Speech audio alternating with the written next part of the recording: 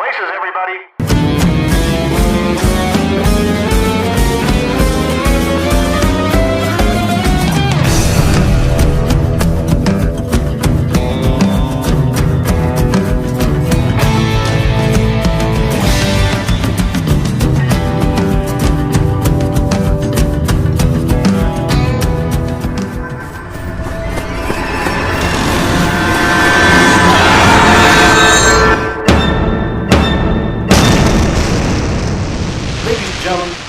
Back to Unsung. Cindy McLeod. Cindy, how the hell are you doing? I'm good. How is it? We haven't met. All these years we've been in the same industry. It's kind of miraculous, isn't it? Well, you know, I mean, your reputation precedes you because I've heard your name 1,000 times. I hope it's good. And it's all been good. Oh, good to as hear. far as my recollection. And I'm not getting any younger, but as far as I know, everything has been beautiful. Tell me who Cindy McLeod is, what makes her care so much about this thing we call music.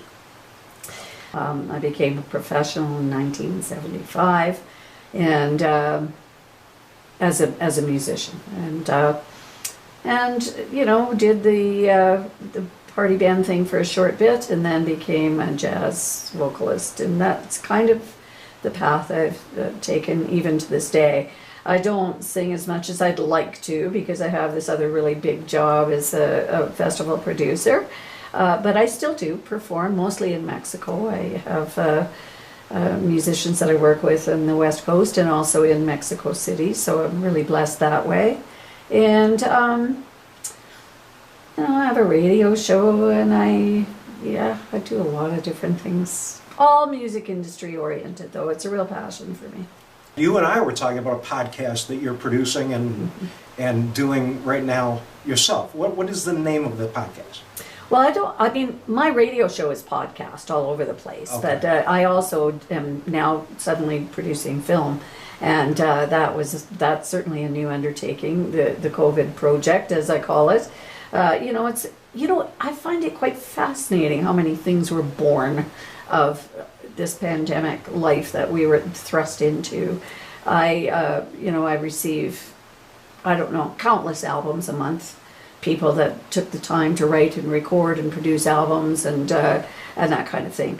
Myself, I looked at ways that we could continue to create paychecks for musicians, and this is probably my biggest drive in life, is creating meaningful paid work for musicians that has dignity attached to it and has it's like the pebble in a pond effect, where it resonates and it has a history and a future.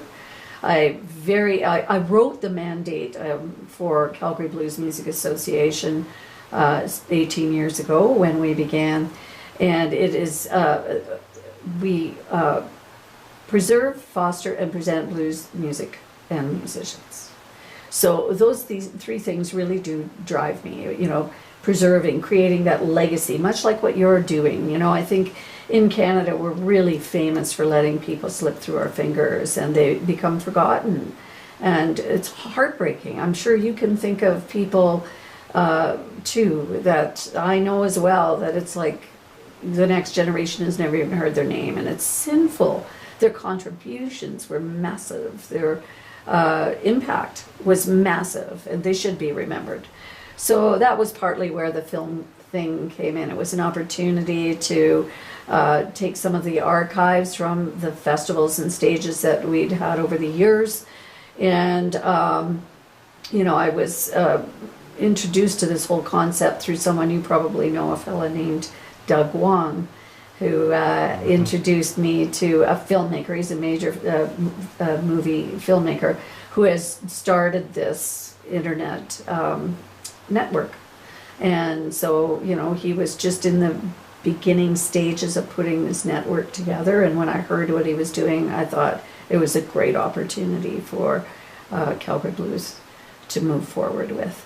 So now it has become a library that's well over 400 videos, and some are performance, some are documentaries, interviews, special programming, my radio show. I'm now a VJ of all things. That's amazing. I mean, you touched on about 5 things that, God willing, I'll remember them all, and I want to touch on them all. But let me ask you a question, and I mean this sincerely and benevolently. Why do you care?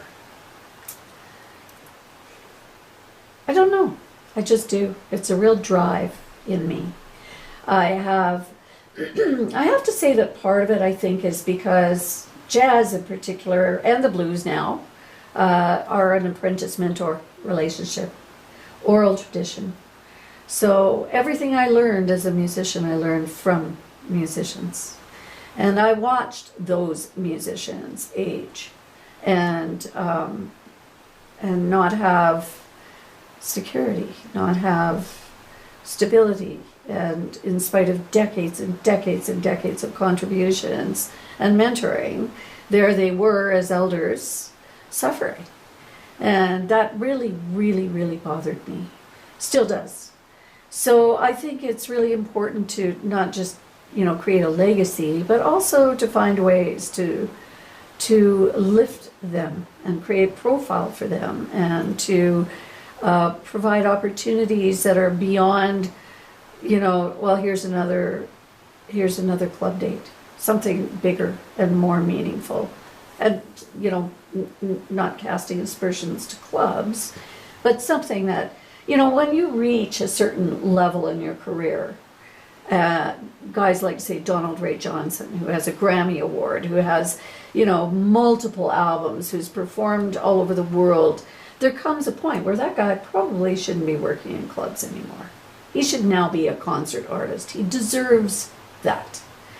I often, wonder myself what it is about coming back to this foundation of playing clubs and things like that, and also, at the same time, the fact that clubs themselves are not even close to what they used to be.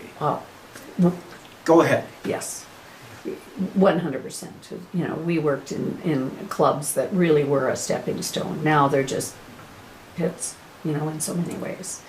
I think, there's a lot of reasons for that, but, clubs used to get the concept that musicians were part of the recipe. Now it's a usury system, Well, we need the marketing tool, and they can do their own marketing. We're not going to market them. We'll just let them manage their own gigs and, pay their own sound men, and on and on and on and on. There's a club in the city that the sound man records everything without people's knowledge. And, has tried to bootleg stuff. And, so there's a real usury attitude there that wasn't always there. And I think there is, one of the things that I think has dramatically changed in the music industry is that there used to be an infrastructure, and that has been decimated.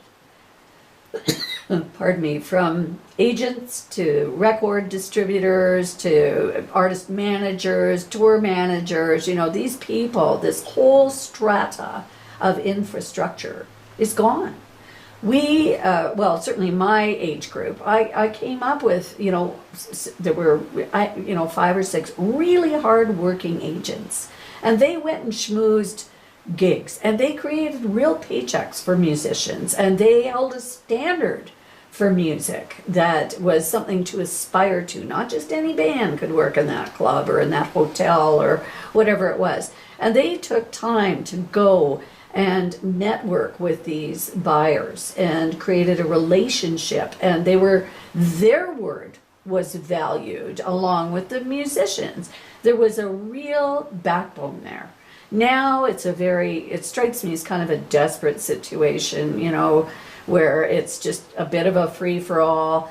People are undercutting one another. A lot of amateurs have taken over the scene in the jam scenario. I'm not a big fan of jams, personally. Neither am I, but continue.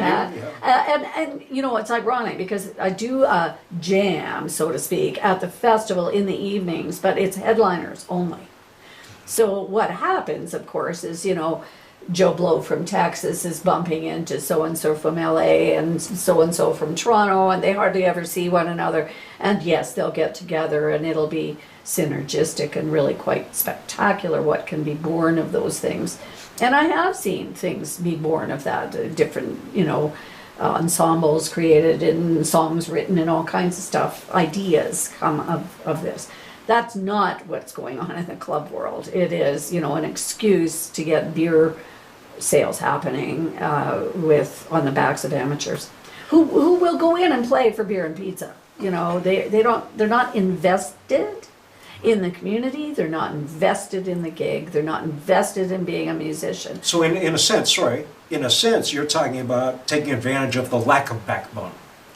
So the fact that a structure has collapsed allows for that to necessarily take place. People come in, undercut amateurs as opposed to professionals, because professionals can't make a living now. You might as well have some amateurs come in that'll play for beer and maybe 75 bucks. Absolutely. So in a sense, we're walking it back to foundation. 100%. And I also see lots of times I see professional musicians going to jams, or one pro will host a jam of a bunch of amateurs, things like that, because they're trying to make their rent, and I find that so sad. It just breaks my heart. And it's, there was a time, and people will tell you, oh, clubs are the backbone of the scene. They're operating 52 weeks a year. And that is true. However, the entire standard has dropped. And so I remember when I started the festival, something that was so magical that happened was, people that went to the bar every Saturday afternoon and saw Joe Blow playing Sweet Home Chicago suddenly saw Joe Blow on a stage with world-class artists and went, oh my God, that guy's really good. And it's like, yeah, he's in your backyard. Celebrate your own and lift them to a place where they're not working for beer and pizza. This is one of the advantages of a festival. Festivals can also damage a scene. This is a bit of a, musician's Christmas, right? They're paying very well. The working conditions are wonderful. The backline's spectacular. There's great sound engineers and lighting, and there's a huge audience. And, it's a bit of a Christmas scenario. What happens when you wake up in the morning and then it's like shit? Clubs, it's back to reality. Yeah. In that respect, yes. Yeah. Yes. And but I think the other thing that's really gone away in so many ways, the musicians that I see that are working are the musicians that are willing to create something.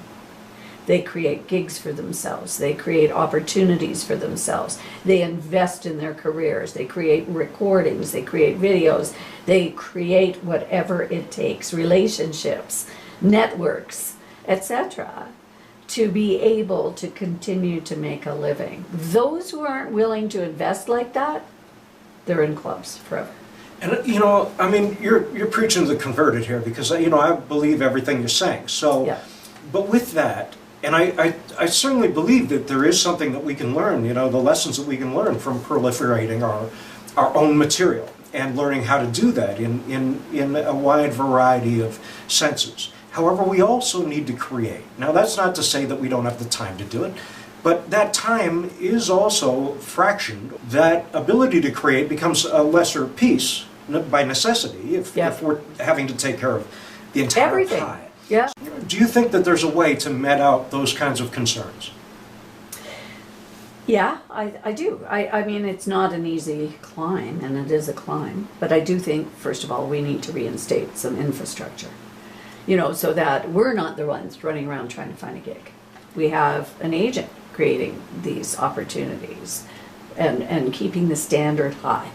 Because that's the other thing. The audience now has come to accept that, the guy or the gal that's a jammer on Saturday afternoon who comes out of their basement and has, mastered one or two tunes is the real deal. And the bar is lowered now. The standard is lowered for music and what people think is good. Internet hasn't helped either. Technology has made it in some ways really easy for people to make music, but it's also diminished the standard in some ways. So I think that's one. A few years ago, I was sitting on a board of, and almost everybody on the board was considerably younger than me, and I do remember sitting on a jury for that board.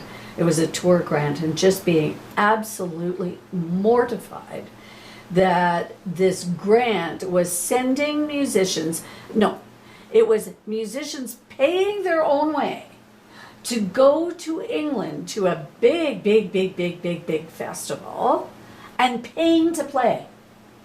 And I was just jaw-dropped at this whole thing, and everybody in the room, it was normalized, except for me. I was horrified. I couldn't believe it. Now, let me ask you this.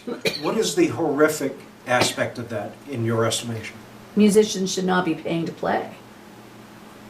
If they've done their homework and they've mastered their instruments and they've created original music, and so this is what's going on, right? We're giving our music away to digital streaming. We're giving it away for a fraction of a penny. We're being used at every turn. So, but let's get back to the club world, because this is where the idea, and it was put in place for a year, and it actually did work. So not only do musicians have to work really hard for music, so do potential buyers. You can't just say, hey, I got Joe Blow in my bar next week, and everybody goes, well, who the hell's that? So what I proposed was that, and this was put it on as a trial in Edmonton, there was a fund. Now, you can create this fund any way you want. Maybe it's a private investor. Maybe it's, a local funding agent. Whatever it may be. It may be a combination of all these things. Sponsorship, whatever. Each place that wanted to have music would pay 50% of the artist's fees. And for that 50% of the artist fees, they had to provide a proper stage, some lighting, and a sound system. The fund would pay the other 50% of the artist fees and do all the marketing, all the promotion, would vet the musicians so that it was only top drawer players. And it could be, one club once a month in the middle of a suburb that said, I want a singer-songwriter for a Saturday afternoon. If they were willing to invest in those things to not move a table out of the way, for room for a musician. I'm talking about create a space that is professional and polished for a professional and polished musician to perform. Then instead of investing $100 and trying to figure out how to, or 200 or 500 or whatever the fee may be, instead of trying to do it all, they could just have a small monetary outlay, and then the rest was provided for them, and their bar would get filled. And they'd have world-class music or top drawer music. You're saying that they would invest in the accoutrement. Yeah. Okay. And then they would pay 50% Yep. of the artist's wage. Yeah. And then the fund would pay the other 50. And would do all the marketing and vet all the musicians and create a vibe, drive people to the venue to see that music, and spend money hopefully on beer. Right. And Okay. food. That sounds like it has a bit of a unionized construct to it in one or two senses, not in every sense. It could be any way that this fund can be built. It's a way. That was your question. Cindy, do you know of any ways? This is a way that I thought of one night in the middle of the night going, what can we do to help ourselves here? Instead of always looking outside of us and saying, well, I just want to create. I don't really want, and I don't want to have to be a booking agent. Well, here's a way. This is just one. That's one hell of an idea. How did it go? It went very well. Did it continue? No, because the fund didn't get filled up. It was used for 1 year and then the fund diminished. Why did the fund diminish? I would imagine because nobody managed it. I wasn't there anymore. I finished my term. It was a 4-year term, I think I did. I can't quite remember now. But why wouldn't the fund get refilled? Do you think if it's successful? I think somebody needs to manage it. You can't just expect it to work on its own. Somebody needs to manage it. I would necessarily assume that somebody was managing it, but no. I don't, to be honest, I didn't put it in place. It wasn't even in my city. It was in Edmonton. Right. right? So Okay, but I don't it's- know how it was managed. I really can't speak to that, but I do know this much. It was put in place and it was successful. Did the From artists, the musician's perspective. that's what I was getting And the at. club's perspective. you So know. everybody kind of seemed to be winning. Exactly, and that's the whole recipe, right? You can't just say what's good for musicians. It's like, you know, I keep referring back to the festival, but that's obviously where I spend a lot of my time right now. You know, people say, well, I've been here for 20 years, how come you don't give me a gig? And it's like, well, what have you done to A, invest in your own career, and B, for the community? You know, just because you go jam at the same bar 10 times a week, that's not going to sell tickets on my main stage. And quite frankly, at a festival, this is a big mistake that a lot of artistic directors make, which I am one, of course, as well as producer. People, if you were to poll, 80% of the people in that audience wouldn't even know who those musicians are. Some of them might even call it a jazz music, you know, and I hear that all the time as a jazz singer. They call me a blues singer. It's like, no, I don't sing blues. You know, I mean, I sing bluesy material, but I'm not a blues singer. You know what I'm talking about because you lived in the South. Of course. You know exactly what Oh, I'm yeah. talking No, about. I know the legit. You know, and I really dislike that when people, oh, I'm a, you know, and no, actually you're not. There's people that earned that, you know. So I think all of these things involve creative thinking. They involve investment, you know, as far as time, human resources, developing funds. But my guess is that if musicians came up with a good idea and said, we're willing to do X to bring this to fruition, can someone help us? I would put money on the table that there's someone waiting in line to say, oh, what a good idea. I'd like to put my name on that. And cough up the dough or whatever it might be. I'm wondering why in Calgary that hasn't been initiated.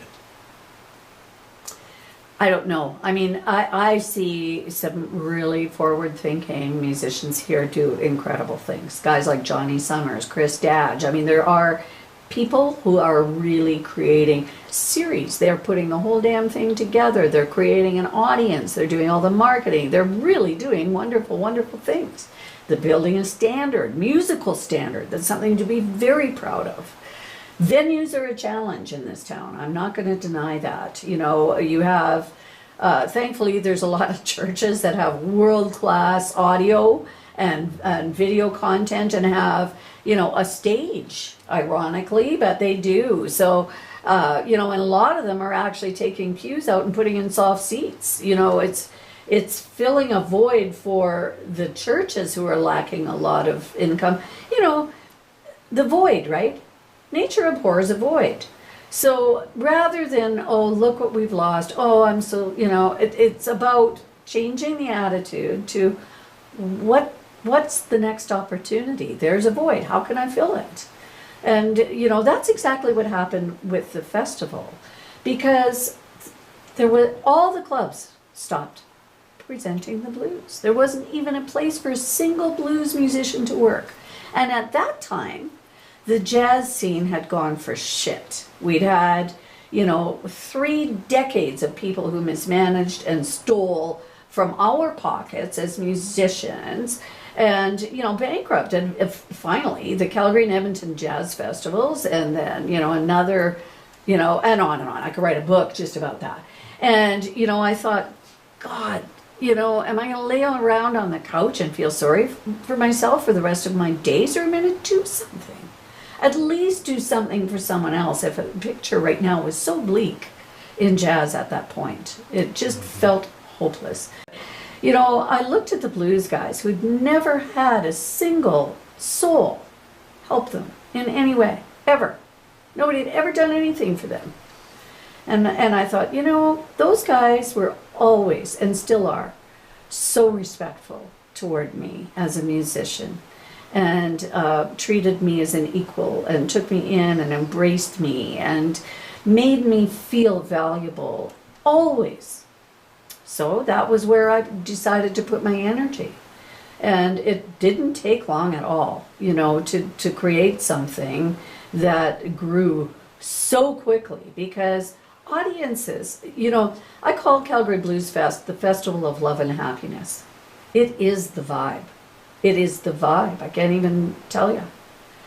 It's so different than, this in the club world. It's completely opposite thing, It's an interesting thing. Yeah, I've played it, and I've certainly observed that, that sense of camaraderie Yes. and that oneness and that acceptance. Right. Yeah. And even, the text. Text can notoriously be a little but even, I've run into some of the texts there. They're like, hey man, how's it going? You got the drums the way you like them, and that's a great thing. Just those are volunteers. Are they really?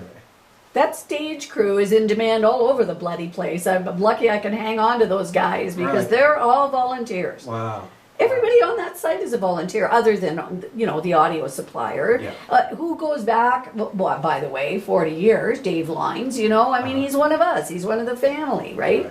And when someone is loyal to us, I'm loyal in return. Right. Someone will come along, try and undercut, and it's like, bye-bye.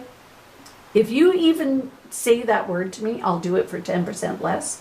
You're off my list today. And After I tell I've them slapped your face. And I tell them that to their face. Don't even call me again, because that's not how I operate. And I will say something else about the festival that I think is, for me personally, one of the proudest moments that I have, and it took me years to pull it off, but I partner with 2 homeless agencies. And they send their clients to us as volunteers. Which 2 agencies? The Alpha House and Calgary Homeless Foundation. Fabulous. And you put a t-shirt on somebody and nobody knows their background. They just become part of the family. Right. And they hear music, great music, and they're treated like everybody else, and they have a purpose, and just like everybody there. Right. We all go there with that same, we all get the same thing out of it. Well, and in terms of humanity, I've sort of based my thought process around this one statement, and that is that it doesn't matter where you've been, only where you're headed. Yeah. Right? So you're right. When you put a shirt on a homeless guy, nobody knows his backstory. Everybody accepts him for who he is. Exactly. It doesn't matter what you did back there because we can't even recognize it. We only care what are you going to do in this moment. And I think that that's something in our humanity that we need to readdress. One of the guys that I met, when I met him, he was on the street. He now runs my late night venue. 40 of us answer to him. He's the boss. Good for him. And good for you. Well, good for everybody. Sure. And, here's the thing, is that, I suppose when you're doing something as large as you've done, you're going to piss off somebody, I suppose. Along the way, you're going to make mistakes yourself. You're not just looking at the problems for the sake of problem. You're looking at the problem in order to provide perhaps a solution. Yes. Which in my estimation is not negative, it's positive, right? It is the necessarily pessimist that is the greatest optimist, because they're willing to look at what doesn't work and ask themselves the hard questions. 100%. And I am an action person. I don't, certainly I think, a great deal about how do we overcome these challenges and these hurdles, and what ones are worthy of overcoming.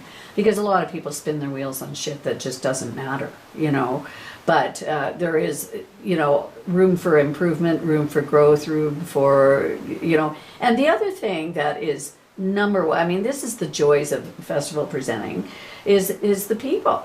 I don't micromanage anything. I have, over the years, I've hand-selected particular people that have impressed me with skills and personality and various things, dedication, loyalty, all these things.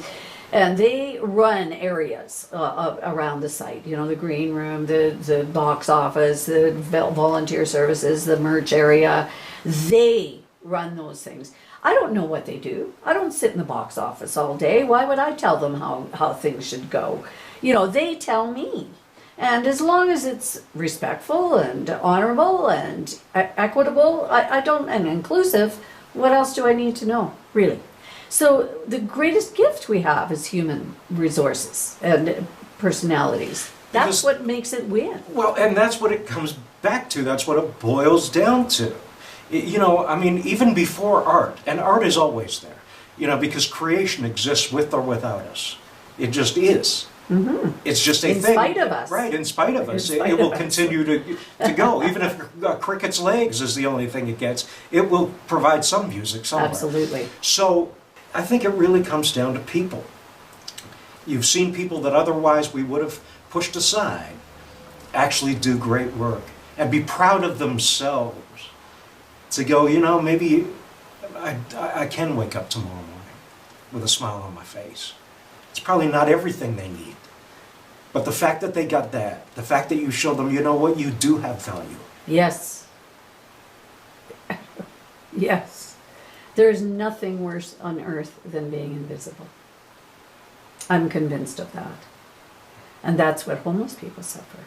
That's what addicts suffer. And so on and so on and so on. There's, you know, the world likes to turn a blind eye to suffering. And it can't be. This is us. This is us. I think that, you know, along with the gift of music and being a musician, we have a responsibility. And our responsibility is to use that gift in the way that it was intended. It is not me making that music. It's in spite of me. I'm just a messenger. And, you know, it's like, I will, you know, think when I'm singing of, you know, my arms growing really long and going around the whole outside of the room and pulling people into a giant embrace.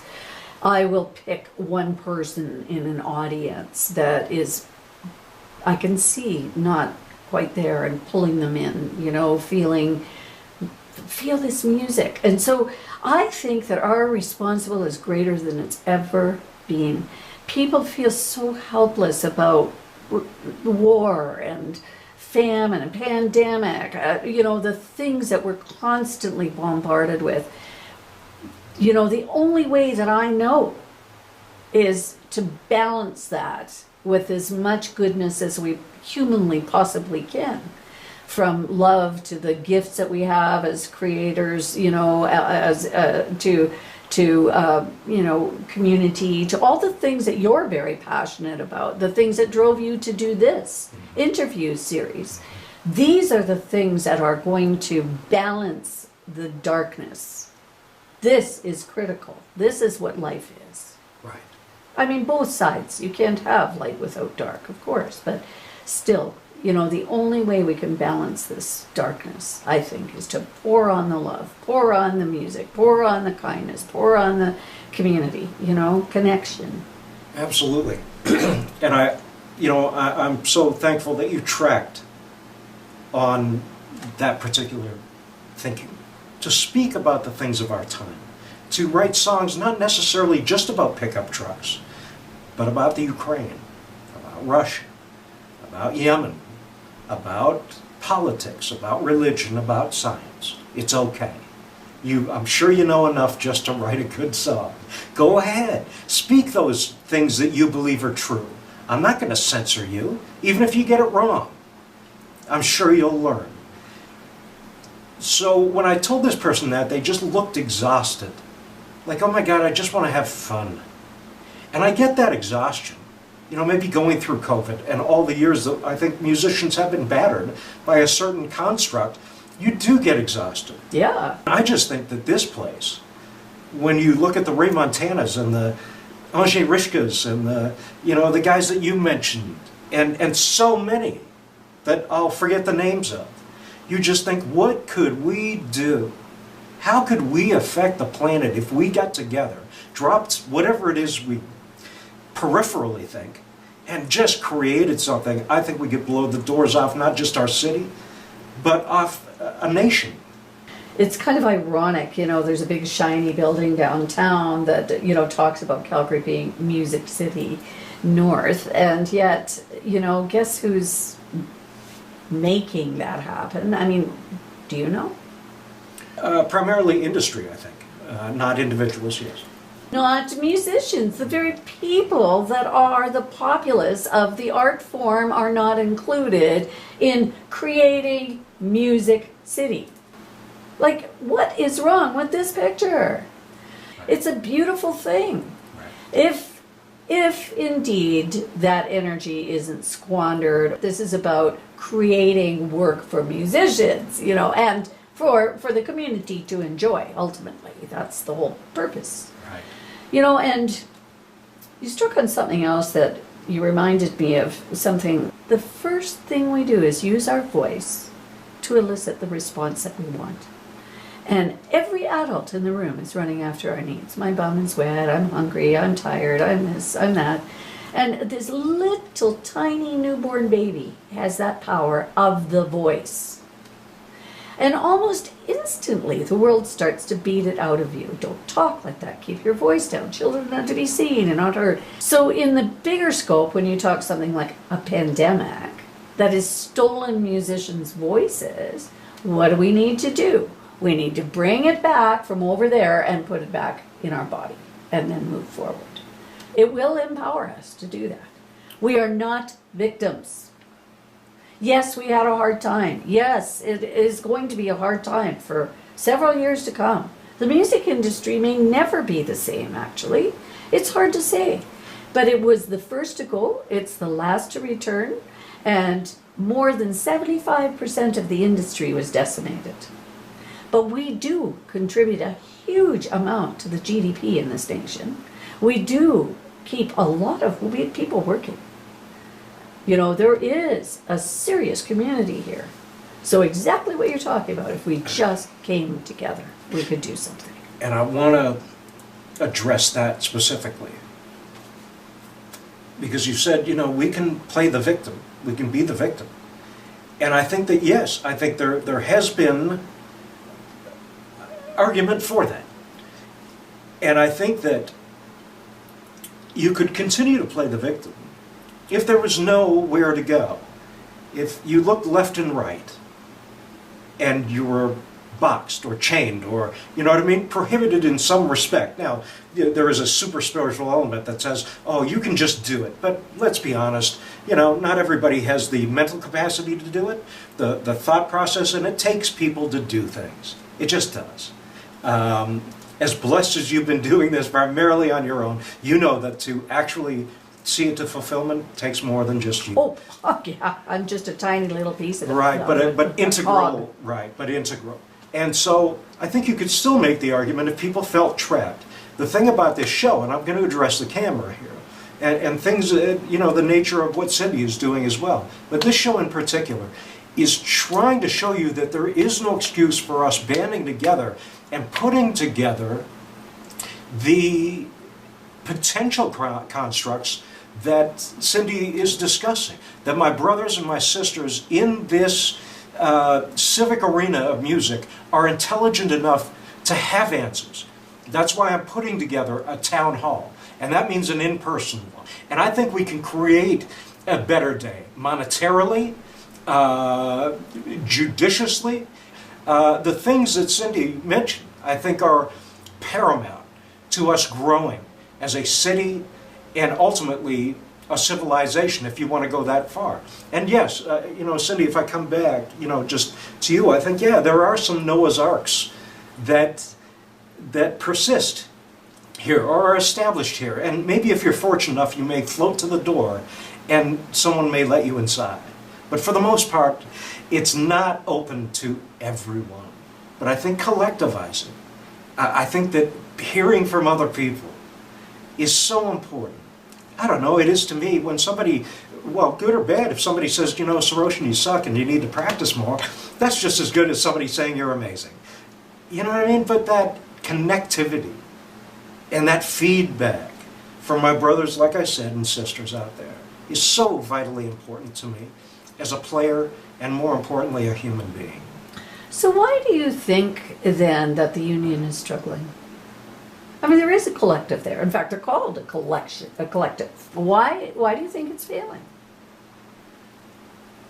Great question. I think, and this is my assumption, this is my observance, and I could be mistaken somewhere, but my observance is that it sort of relied on archaic elements of being. So when it was created more for a specific way music was being done.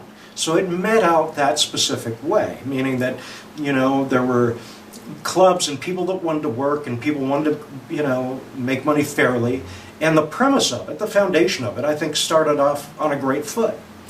I think it served the public and the musician at large, and it did good work there. Where that started to change was probably in the paradigm of the 80s, mid-80s, 90s, where, you know, clubs like the Livewire and clubs like Frankie and Johnny's South and North, and these kind of clubs started to go under. This is my observance. And then undercutting started to come in. The death of rock in that respect in the late 80s, and then the advent of country and Garth Brooks, and the fact that now people wanted to do things, you know, clubs wanted to operate primarily on their own. I think that there are financial elements. I think that perhaps people started to just, you know, trickle down wasn't working the way Reagan told us it was going to, things like this. And then our society changed. So if you have the 90s, then you have people that can stay at home and watch Elton John in, you know, Rome, you know, on their computer. So they don't need to go out and support their local artists. And we have become more insular. If you notice, I think we have become more insular as a civic population, as a world. We can stay at home and watch the things, you know, that we won't necessarily get at a club. But what we do miss out of that is, once again, our community, our humanity, the things that freshen us. You know, I mean, I don't feel as invigorated ever getting off of YouTube than I do walking out of a club. Doesn't happen.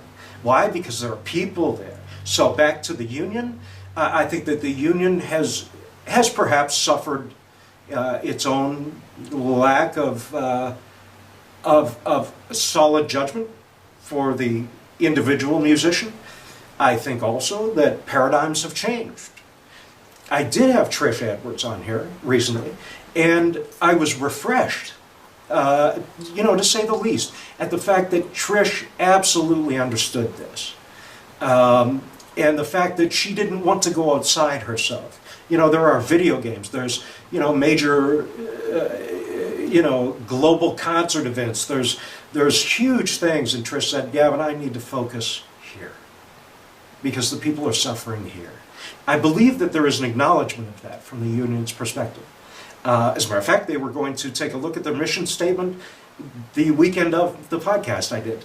And they were going to met out every directive in the mission statement and say, does this work? Is this working? Is it archaic? Does it need not exist? And so that was refreshing.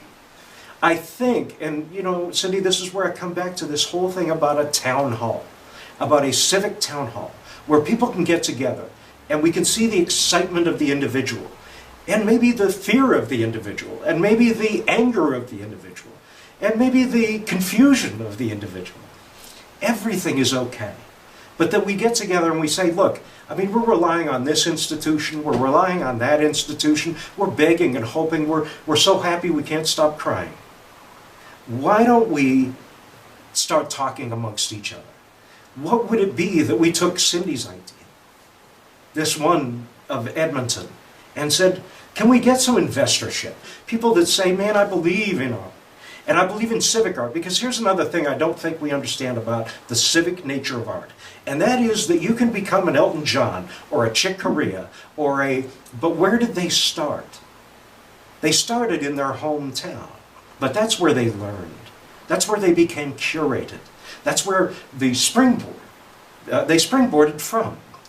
But that civic element of music was essential to Elton John becoming Elton John. I have another clear thought about celebrity, don't get me wrong, but that's why civic music is so important. We can say, well, Gavin, I did it. You know, I can talk to somebody that, well, you know, I'm playing with this guy and that guy, and I'm touring the world. But it's not about you then. You got it. Good for you. It's about everyone that doesn't. And it's about, that's why I just did Ambrose University. Because I want to know, is there education? Do people care? Are parents concerned about their sons and daughters playing music these days? Because there's no money in it. And they are. And that was one thing that came out. So that's why I care about civic music. Is it because I think all I'm worth is playing in a club? No, clubs are springboards, and I've played all over the world. It's that I love and I care about my brothers and sisters. And I won't apologize for it, and if it sounds cheesy, that's okay. Agreed. Does that answer your question? Agreed, Yeah. totally. You know, I don't think you ever turn your back on your roots. You know, you're absolutely right. This is the foundation. I have, you know, you made me think of when the jazz community came together at a town hall and put together a steering committee to consider rebuilding a festival. And I was fortunate to be on that steering committee, and we had, you know, some really great direction and some really great input. Everybody that was on that committee really was invested in seeing something come out of this whole practice. And, you know, there was, I didn't win this argument, but I do think it's really important, even to this day. There was a lot of debate about, do we address what happened, or do we just move forward? And my feelings still are very strong about this, that to fully move forward and heal, you have to look at where the damage was, and otherwise you may repeat it. And I think also there's a collective apology, almost, for lack of a better term, that needs to happen. There can't be movement forward until we acknowledge what happened. And by addressing that, and I'm not saying, you know, to be focused on that or to make that the focal point of growth. It is just a mere, we see what happened. Let's not repeat that by ... whatever that may be. And I still believe that needs to happen. And I'm happy to hear you say that in the town hall, there will be people with confusion. There will be people that are angry. There will be, because there still are these people who have this overriding sense of being forgotten, of being cheated, of being, you know, whatever it may be. I don't want to put words in anybody's mouth, but these are things I hear. Right. There are people that I see that, you know, are those that set the footprint for me, that are sitting at home going, what the hell happened? I worked 40, 50 years and I'm like, what? Where did my job go? You know, wondering what the hell just happened. I believe this is one of the reasons that Edmonton, you know, rebuilt so quickly and Calgary stumbled. You know, Edmonton, the first thing Edmonton did was get the musicians involved. And they went back to the people that built the scene and created a festival. They even brought Sheila Jordan back. She sang at the very first jazz festival in Edmonton, Jazz City. You know, so they started from scratch, rebuilding with those that set the footprint. And then they expanded and opened it up to contemporaries and younger people, etc., etc., etc. You know, and they thrive. And you know, to be fair, Calgary is thriving now as well. But there's still a generation of musicians that got left behind, wondering, what is it that I don't have a degree, so I don't matter anymore? I mean, that's what happened to the faculty at Mount Royal. You know, they were all let go because they didn't have degrees. You know, what's wrong with that? I mean, my God, those guys were there for 20 years. They built the jazz scene in this town. Suddenly they're forgotten? Like, there's something terribly wrong with this picture. Right. And these musicians were also working musicians. They weren't strictly educators. Well, they were all curated players. Yes. Absolutely, yes. You know, what a sinful thing that we would turn our back on them. That infuriates me, actually. And I think that we need to, you know, that's another thing that we need to build back. Yes, 100%. Yeah, I was talking to Ambrose, and really except for the university, they're really the only game in town in that respect. Critical thinking, but particularly the liberal arts, philosophy and music and art, and these things are not valued the same way here. You know, I recently was very fortunate to meet a filmmaker who's doing a documentary about Ellen McElwain. And it made me think of one of the festivals that I hired Ellen for, a Midwinter Blues Fest. And, you know, not just anybody would have this audacity, but she showed up and she said, oh, by the way, this is my young friend, BB Buckskin. I love the music she makes, and she's going to do a couple of tunes in the middle of the set. She didn't ask me. She told me. And you know, of course, it's Ellen. I would have done anything for Ellen. And she was right, naturally. And, you know, because of that, guess what's happening with BB Buckskin? I mean, she just recorded at Muscle Shoals, for crying out loud. And she's so herself. She's, you know, a Métis woman from Paddle River who, you know, doesn't fit anybody's mold at all, anywhere on the planet, you know. And without Auntie Ellen, as she called her, nobody would have paid attention. Right. Apprentice mentor. Performance, practice, and study. Yes, I agree. Right. I So, do and, agree. and those are Yes. 30,000 or 10,000 hours each, for a total of 30,000 hours. I believe in all of those. I do too. So Yes. you have to perform. There are all of those elements, but that mentorship, really, that culture of, is what you're saying. Yeah. That culture of, which is the thing that we just don't possess today. Now, once again, I don't apologize for that. You know, once again, we're moving, you know, so far forward, and irresponsibly so in some ways, but we're moving forward. The world is moving forward in spite of us. But I think in order to move through that eye of the needle, shall we say, I think we're going to have to strip off some archaic elements that we have packaged ourselves with. You know, we've thrown on the cloak of this and the cloak of that, and it's made it impossible to go through that door into the future.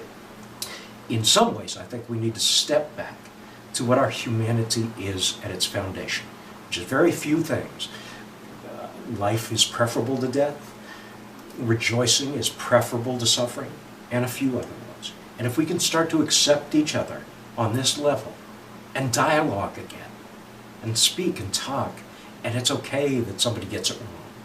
It's okay that they don't know everything. We're sitting here in this room right now, I think, having an honest conversation. There is honesty, I think, flowing between the two of us.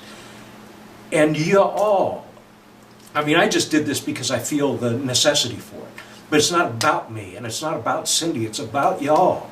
It really is. It's about each and every one of you. Us sitting down and going, we can make this better. And dialoguing about what that is. And then putting that in practice, just the way Cindy was involved in that thing in Edmonton talking about. Cindy, I mean, we could go on, oh my God. You can't bore me, number one. You are amazing, and I thank you. And vice versa. Yeah. It's really important what you're doing. I Thank think, you for this. Yeah, to me, this is the heart, this is the foundation of anything that's going to be built on top of it, and that starts with the people themselves. You know, before we go, I really have to make a comment about something that I really disagree with that you've said. Sure, you go ahead. I really think there is so much good music coming up. I don't think that there's a degradation. I'm using your word back at you. I hear some really exciting new things happening. And I do see collectivization in the next generations. You know, it's pretty exciting. But it's not on the mass level that you're referring to. So I just really want to make that point. I feel quite hopeful for the future of music. There's more songwriting happening than ever before. There's a real keenness and a passion. Lots of kids are learning how to play instruments and write songs, and it's a beautiful thing. You know, we just need more.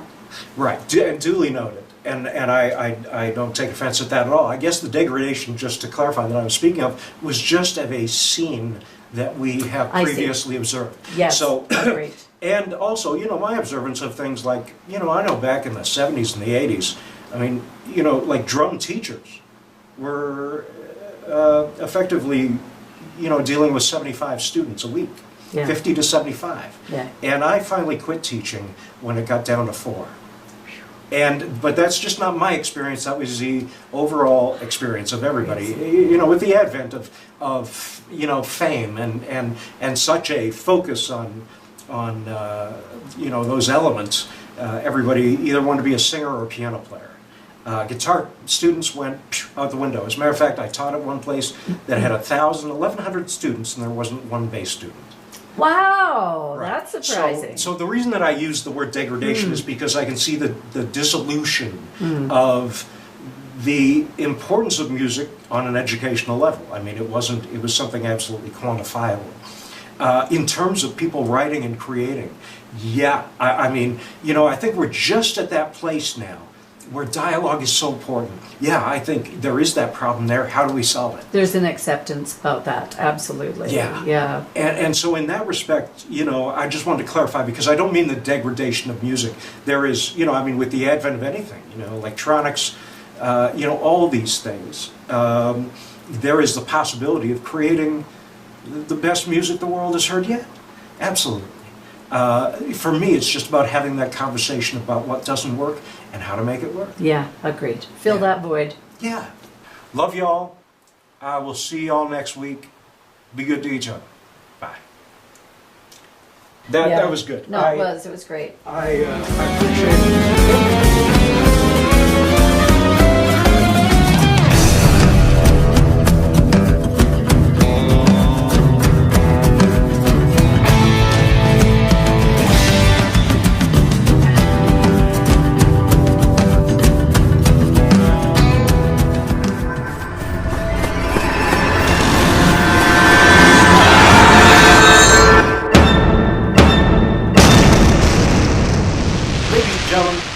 Back to Unsung. Cindy McLeod. Cindy, how the hell are you doing? I'm good.